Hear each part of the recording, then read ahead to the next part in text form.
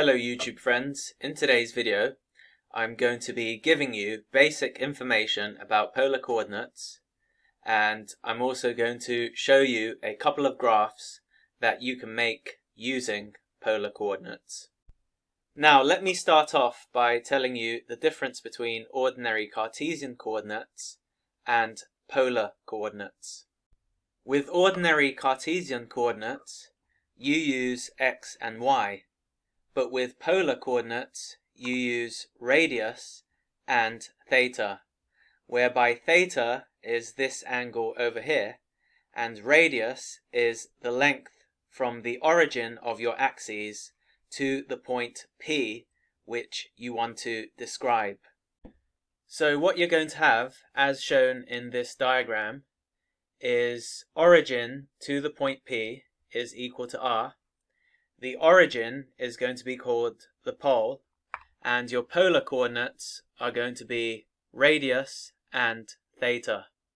Now, with A-level mathematics, you may have to transform your ordinary Cartesian coordinates into polar coordinates, and also vice versa. As this is the case, it's going to be useful to know that x is equal to r cos theta, and that y is equal to r sine theta. This is true because of ScreenCast-O-Matic. It's also useful to know that x squared plus y squared is equal to r squared. This is because of Pythagoras' theorem. As we can see in this diagram, x squared plus y squared should be equal to r squared. It's because this angle that I'm pointing at is a right angle. There's also something else that's important. That is, tan theta is opposite over adjacent, which is equal to y over x. This means that theta is equal to arctan y over x. So I've given you the important basics of polar coordinates. Now I'm going to show you a couple of graphs that you can make using polar coordinates. This first graph over here is r equals a times theta.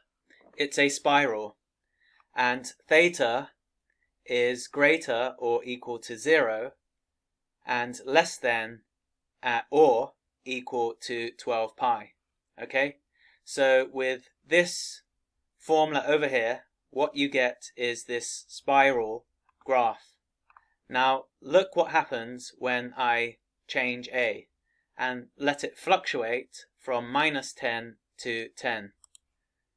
As you can see, this happens, which is pretty cool. So this is the first graph you can create using polar coordinates, and as you can see, it's very interesting. Now with polar coordinates, you can also make specialized graphs like r equals sine 3 theta. Okay? In this case, you get 3 petals. Alright? And because I did extra work with this animation, what I can see is a circle expanding and contracting along with a radius that expands and contracts as well.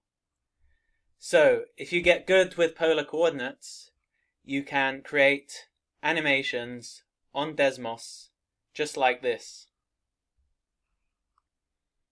If you've enjoyed watching this video, make sure you're a subscriber because there's a lot more work coming up.